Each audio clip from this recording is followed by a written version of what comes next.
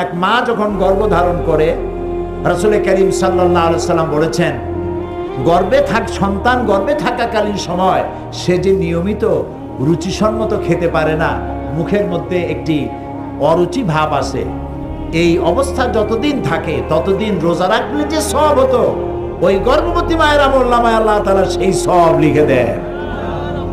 সুবহানাল্লাহ বলুন। 2 নম্বরে, এই সন্তান গর্ভে থাকার কারণে তার ঘুম ঠিক মতো হয় না।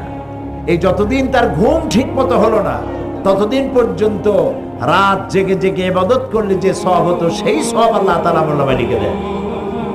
ডেলিভারি করতে যে কষ্ট, এক গর্ভবতী মা ছাড়া কেউ বুঝবে না ডেলিভারিতে কত কষ্ট হয়।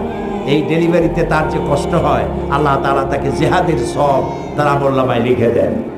এই সন্তান যখন মায়ের দুধ খায়, সন্তানের প্রতিটি চোষায় একটা মৃত্যু মানুষকে জীবিত করতে পারলে যে সওয়াব হতো, সেই সওয়াব আল্লাহ তাআলা মায়ের আমলনামায় লিখে দেন। এই জন্য মায়ের মর্যাদা আল্লাহ তাআলা এত বাড়ালেন। নবী করিম সাল্লাল্লাহু আলাইহি সাল্লামের কাছে প্রশ্ন করা হয়েছে, হে রাসূল, খেদমত করব কার? হুজুর বলেছেন, তোমার মায়ের। তারপরে কার?